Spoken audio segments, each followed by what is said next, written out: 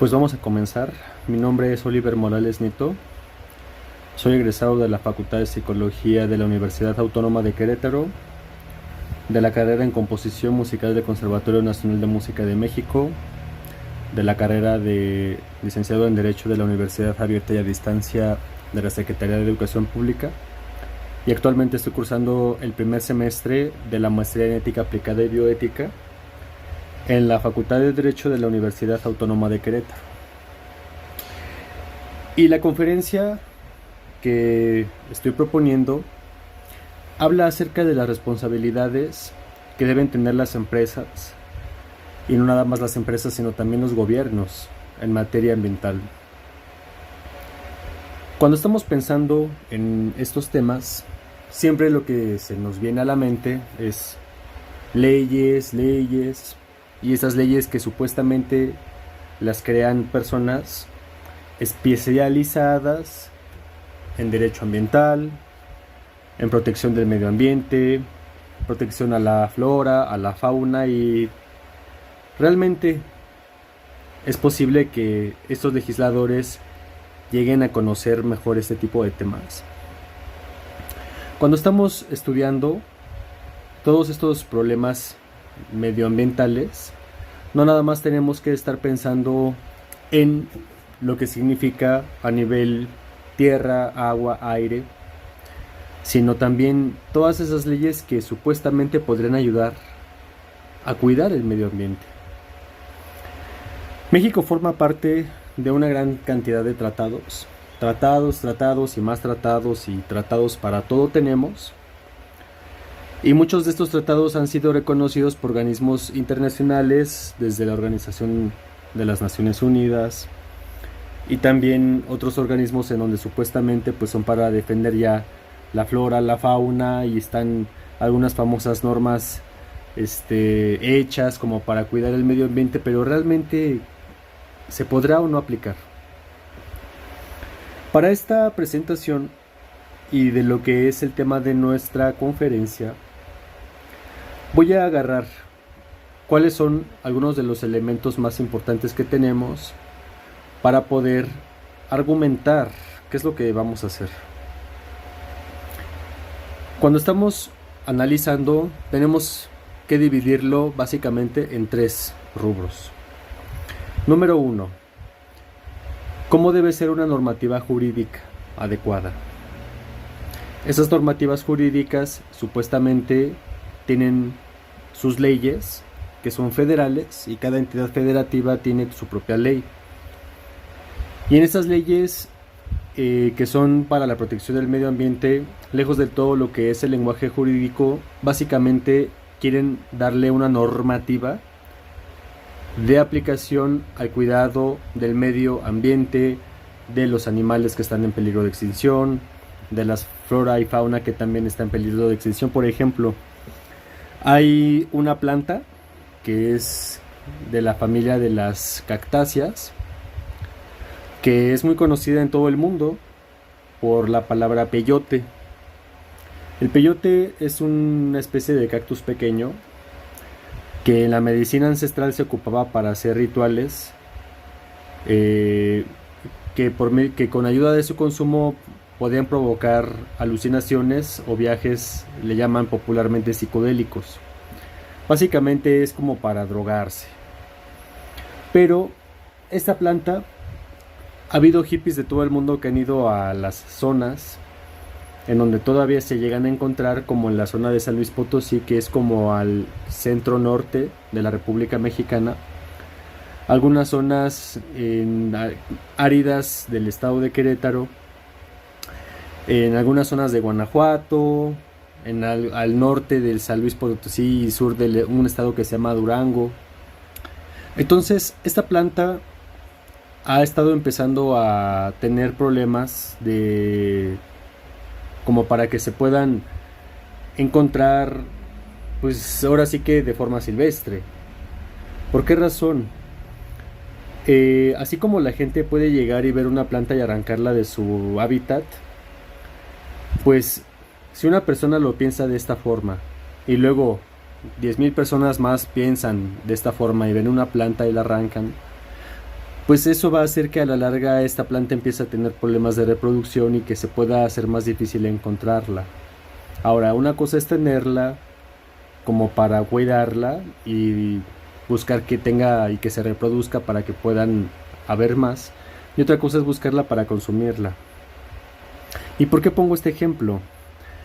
Estaba viendo y revisando que hay una norma, le llaman la normativa es una ley que hicieron en el año 2010, en donde hay una lista larga, de acuerdo a una clasificación internacional en donde se puede ver y apreciar en qué peligro se encuentra de desaparecer alguna planta, pero también algún animal.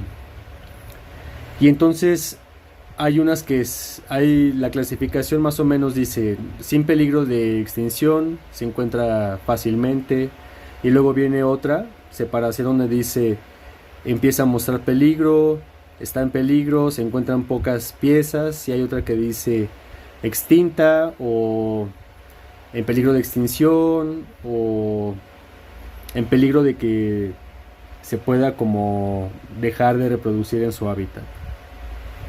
Entonces, estas leyes lo que han provocado es que, pues sí, ya muchas de estas plantas sean consideradas pues como drogas, pero no nada más por lo que le pueden provocar a la mente, sino también porque ha habido casos en donde hay tráfico. Así como encontramos tráfico de personas, tráfico de animales, pues desde luego también puede haber tráfico de plantas.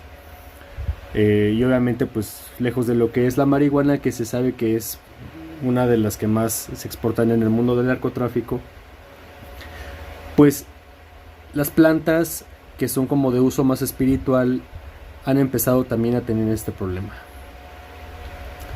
Entonces, en la presentación vamos a abordar con profundidad qué es eso de esta famosa norma mexicana que fue escrita en el año 2010. En el marco legal, cómo es que la entidad federativa tiene una ley para la protección de las zonas marítimas, tiene una ley para la protección de las junglas, de los bosques, y ahora que ha hecho calor, pues también hay leyes que están buscando que esta acción indebida que se conoce como piromanía, pues pueda llegar a tener un poco más de repercusión, porque la gente indiscriminadamente fuma o hace fogatas, y aparte el problema del agua. Entonces todo esto ha provocado que las leyes supuestamente se quieran hacer más fuertes para poder enfrentar este tipo de problemas. Entonces, la primera parte de mi exposición es sobre el marco legal específicamente. ¿Cómo es que gobiernos y empresas, no sé si han llegado a ver que existe algo que se llama una empresa socialmente responsable, que es un eufemismo para decir que una empresa produce y que a la vez tiene la responsabilidad medioambiental de encargarse de reciclar o de cuidar o de recoger sus propios desechos? Pero ¿a poco realmente se cumplen los estándares para obtener esta famosa certificación, que tengo entendido que es muy difícil, que es un sello que da una institución que es la COFEPRIS, la Comisión Federal para la Protección contra Riesgos Sanitarios? Entonces, eso por un lado. Siguiente, otro de los temas que voy a abordar en mi exposición es el uso de las tecnologías, y particularmente en el de la inteligencia artificial. Las tecnologías, pues ¿qué son? Podemos encontrarlas en todo tipo de hogares. Una tecnología puede ser una piedra, puede ser un martillo, puede ser un clavo, puede ser una sábana, puede ser una cobija, etcétera. Todo lo que nos rodea para favorecer, ayudar y hacer la vida más sencilla, eso es una tecnología y requiere ingenio. Con el paso de los años, el mundo eléctrico y electrónico, así como con la implementación de la electricidad, ha buscado combinar la electromecánica para poder desarrollar máquinas que puedan eficientar, mejorar, acelerar el trabajo que antes hacían humanos. Uno de esos ejemplos pues es la extracción de petróleo. ¿Cuánta ingeniería se requiere para poder extraer el petróleo en las plataformas del mar? cuánta ingeniería se requiere para poder extraer litio en minas, u oro o diamantes, y también cuánta ingeniería se requiere en el mundo agrícola para que haya una producción de pollo, de cerdo, animales que le llaman cárnicos, ¿no? Que es comer proteínas animales para su producción. Pero cuánta de esta ingeniería se está ocupando para preservar el medio ambiente, para que el agua que existe, las presas, los bordos, los arroyos, los ríos de agua dulce, estén libres de contaminación. Hay un caso muy famoso que voy a mencionar, que es el caso Sonora, de un río que le llaman el río Sonora, que es un estado al norte, es un estado de la República Mexicana que es muy desértico y tiene problemas de agua, y en estos tiempos las temperaturas son de 45, 50 o más grados centígrados, ¿no? Esta empresa famosa que se llama Grupo México es de un magnate que se llama Germán Larrea, y ya tiene años. Fue, me parece que desde la época del expresidente Felipe Calderón, en donde desechos de esta empresa se vertieron en este río, y creo que tenía arsénico, me parece. Son químicos muy particulares, pero a lo que voy es que las aguas se hicieron inutilizables para la vida humana y desde luego para la vida veterinaria de animales que requieren agua para su consumo y para que puedan vivir y existir.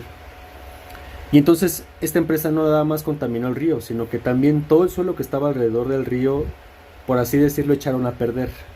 ¿Qué significa esto? Que toda esta zona que antes era muy rica por ese único fluido de agua dulce limpia que era para abastecer a toda esa zona, pues ahora ya no se puede hacer. Y hasta la fecha esta empresa sigue contaminando y todavía no ha habido una justicia y una reparación del daño. Esta es otra cuestión. ¿Cómo se puede reparar un daño ambiental si es tan difícil? Ha habido muchos casos en donde el petróleo contamina los mares, y ahí vemos a los pingüinos y a las tortugas, y son escenas realmente muy tristes. O sea, vemos eso y es imposible que no sintamos como un dolor que nos provoca pues ver que las autoridades, tanto públicas como privadas, o que también las empresas privadas, no hagan gran cosa como para poder controlar o al menos reducir lo más que se pueda este tipo de accidentes. Entonces, los accidentes es probable que vayan a pasar en cualquier parte del mundo. O sea, los humanos no somos perfectos y se supone que estamos creando tecnología que supuestamente es para que haga un trabajo libre de errores. Pero ¿qué pasa cuando los errores son cometidos por las propias máquinas, que a su vez fueron operadas por un humano y que a su vez fueron las que provocaron las catástrofes? ¿Qué pasa con las leyes que supuestamente son para defender, cuidar y reparar este tipo de problemas? ¿Qué pasa allí? Entonces, ese es otro caso, el río Sonora. ¿Por qué? ¿Por qué estoy hablando de México? Porque aquí ha habido muchos ejemplos de cómo las políticas en materia ambiental se intentan aplicar, y a pesar de que las leyes mexicanas son de las más rígidas del mundo, ¿qué está pasando con la corrupción y por qué no se aplican? ¿A poco todo se arregla con dinero? Entonces, una de las partes que voy a abordar es el caso justamente del río Sonora. Entonces, en el tema de la tecnología, no nada más, bueno, hay varios tipos de tecnología. Unas son las tecnologías de muchísima ingeniería pesada, que es una ingeniería pues de grúas, de cables largos, que se requiere tener concreto, que hay coches, que hay vehículos motorizados, que hay vehículos de transporte grandes. Hay otro tipo de ingeniería que no le llaman ingeniería no pesada, que son las ingenierías que son como de industrias más pequeñas, que pueden caber en un cuarto, en una bodega. Y este tipo de ingenierías es con la que normalmente, para poner un ejemplo, con la que se fabrican los coches, los ferrocarriles, o quizás productos de muchísima producción como vendrían siendo lavadoras o refrigeradores. Ese es un tipo también de ingeniería un poco más pequeña, Y están los otros tipos de ingeniería que son, ya hablándolo más filosóficamente, los robots. Los robots se han hecho un tipo de tecnología que ontológicamente quieren simular ser un humano. Los robots se pueden encontrar de todas formas y tamaños, unos más pequeños, unos de tamaño humano. Ahorita ya se ha puesto mucho en atención también el tema de la robótica, y que parece que las grandes compañías de internet lo que quieren es imitar a humanos y crear robots que simulen ser humanos.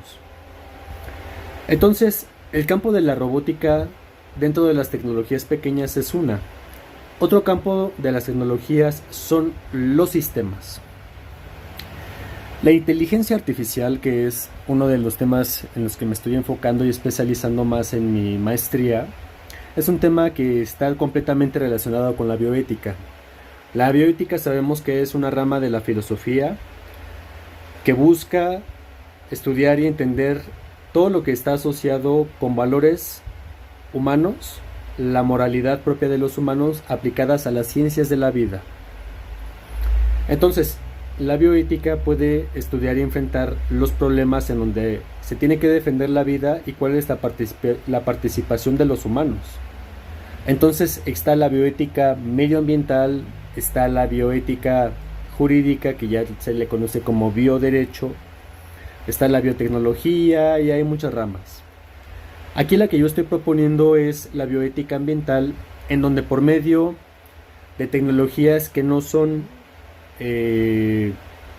pequeñas, sino que más bien son pequeñas porque se pueden encontrar en una computadora cualquiera o en un celular, pero son tecnologías que en cierta forma no existen, pero existen. ¿Cómo es esto? Es un tipo de tecnología que no necesariamente vemos, porque no tiene un cuerpo, no está físicamente con una forma, es un sistema operativo. Popularmente se le conoce como el famoso ChatGPT, o Gemini, o Meta, de la plataforma OpenAI o Grok 3, y todo este mercado de plataformas de inteligencia artificial que están ofreciendo respuestas, preguntas, y que la población ya las ha ocupado mucho y cada vez las están ocupando más en aplicaciones que encontramos en celulares, que encontramos en tabletas, que encontramos en Smart TVs o en cualquier computadora. Entonces, estas tecnologías de inteligencia artificial realmente, ¿qué pueden hacer para prevenir las catástrofes naturales? ¿Qué pueden hacer para que haya un combate a la corrupción? Y así, con las políticas públicas en materia ambiental, puedan enfrentarse los actos de corrupción hechos por humanos. Entonces, ¿realmente será posible que si con la inteligencia artificial, que está programada por algoritmos, y de ahí viene la palabra logarética, que es el tratado o estudio de los algoritmos morales aplicados a los logaritmos de programación, realmente se podrá evitar que en el derecho y las políticas en materia medioambiental puedan juntarse, unirse con el bioderecho y con la ingeniería asociada a las tecnologías de inteligencia artificial? La respuesta es claro que se puede. Sí se puede. ¿Por qué razón? Para que pueda haber una operatividad de la inteligencia artificial tiene que haber un humano detrás, así como lo escuchamos. ¿Puede un robot quizás crear a otro robot? Sí, claro que se va a poder hacer.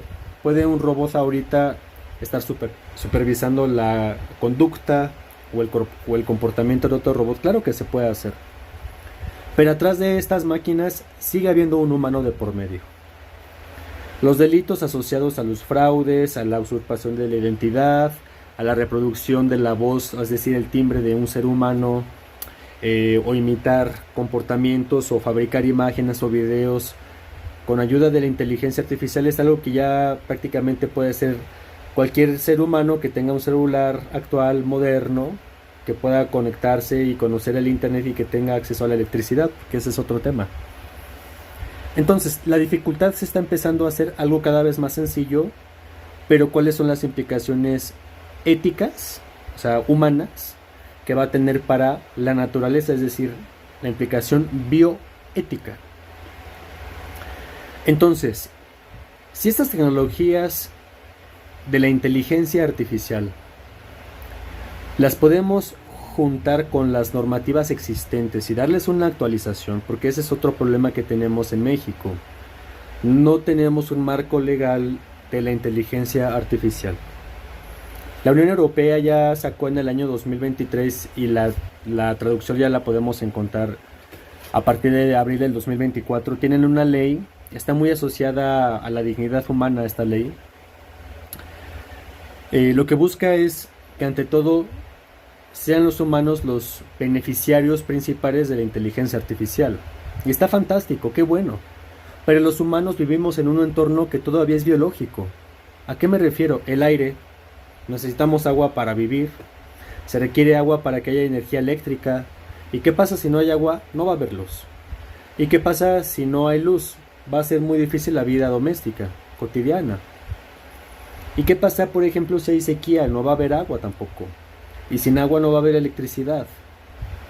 Y entonces, todo este problema del agua, todo lo que nos está afectando ahorita en gran parte del mundo, es algo que no nada más está pasando en México, sino en el mundo. Entonces, ¿qué se podría hacer desde la ingeniería, desde el derecho, es decir, desde el bioderecho, para que con ayuda de la inteligencia artificial podamos enfrentar el problema de los delitos en materia ambiental?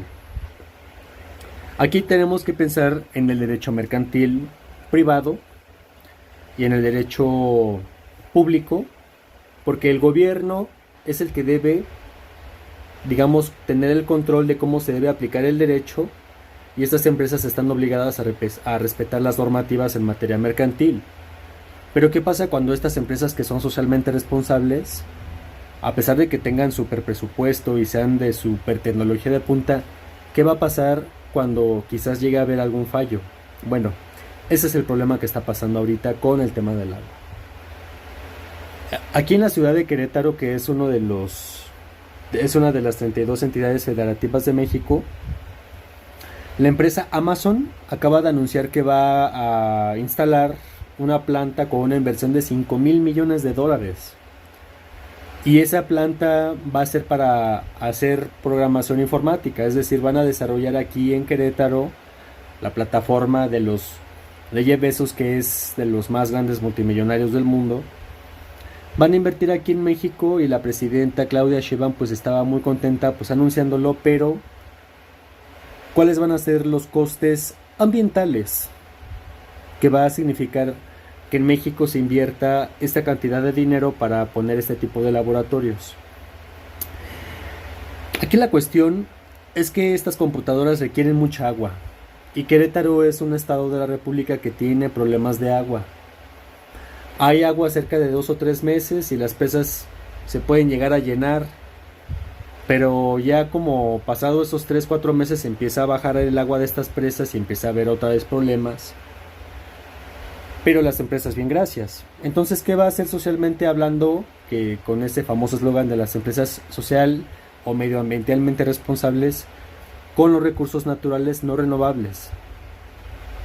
Entonces, si el derecho mercantil mexicano da tantos permisos que esos permisos se pueden comprar fácilmente con todas las licencias que tienen para pagar, y si hay multas también las pagan, ¿realmente el derecho mexicano mercantil está respetando las normas en materia medioambiental existentes, promoviendo que haya una mejoría para la zona, que los recursos se intenten renovar, y que si va a haber un impacto ambiental que sea el menor posible? ¿Realmente se están aplicando estas políticas?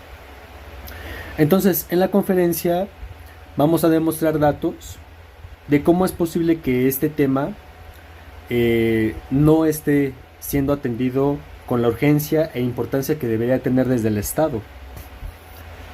El Estado, pues sí, es la presidenta de la República, que es el poder ejecutivo, los legisladores, que son en ambas cámaras, diputados y senadores, alta y baja, y también el poder judicial. Y aquí ya hay otro problema, porque si el poder judicial va a ser electo ¿quiénes van a ser los jueces que van a encargarse de dar sus, digamos, de dar sus sentencias en favor del medio ambiente? Cuando el medio ambiente no es una figura que pueda defenderse. O sea, jurídicamente el medio ambiente, ¿cómo puede ser defendido? Pues sí, obviamente un abogado que domine el derecho ambiental, pero la naturaleza no va a ir a tocar la puerta para decir, oye, me estás defendiendo, me estás ofendiendo y pues te voy a demandar o te voy a denunciar. No. Lo que sí podemos hacer los abogados es analizar el tema, ofrecer todas las pruebas que existen, juntar a la gente que está afectada para que el derecho mercantil, que no nada más todo lo va a arreglar con dinero o con multas, pueda tener un tipo de control un poco más efectivo. Yo siempre hago como una pregunta que a como el kilo de agua, o a como el kilo de justicia, o a como el kilo de dignidad, porque son cosas que el dinero no puede comprar. El kilo de naturaleza, ¿cuánto cuesta? ¿Saben? Y se escucha muy tonto, muy absurdo, yo lo sé, pero este tipo de cosas no se pueden comprar. Entonces el hecho de que un país, el hecho de que un estado de la república, que formamos parte de todos los tratados que hay, ¿por qué no se respetan y por qué no se están atendiendo esos problemas? En ese sentido, creo que la inteligencia artificial en un sistema podría ayudarnos a detectar con algoritmos matemáticos cuando haya asuntos de corrupción o que se estén maquillando cifras, y que esto podría provocar un problema. Recientemente se supo de una noticia en el que un buque de entrenamiento de marinos mexicanos chocó con un puente en Brooklyn, en Nueva York. Entonces ahorita ya están haciendo las pesquisas, peritos forenses de la materia, y ellos dijeron que sí se pudo haber evitado y que hicieron unas alertas para que eso se evitara. La inteligencia artificial pudo haber hecho esa tarea y pudo haber estado programada para que al momento se atendiera y se pusieran manos a la obra, pero ¿cuál es la voluntad entonces? ¿Por qué los políticos mexicanos no regañan a los empresarios? ¿Por qué el derecho mexicano, a pesar de que es así de rudo y de estricto, no controla que haya un cuidado del medio ambiente con todas las leyes que existen y que tenemos? Entonces, queremos dirigirnos hacia una responsabilidad bioética en las empresas, hacia una responsabilidad bioética en el gobierno, es decir, en el Estado. Y vamos a ver vamos a buscar la manera y vamos a proponerla, desde luego, una forma en la que con ayuda del capital puede desarrollarse un tipo de tecnología para que no haya este tipo de problemas medioambientales y que el Estado pueda realmente aplicar el derecho como se tiene que hacer, y que no se estén comprando las voluntades y que no se estén comprando los amparos, y que el dinero más bien sea para ayudar, más no para enriquecerse. Que pues bueno, las empresas privadas lo que buscan, pero no todas las empresas privadas son malvadas.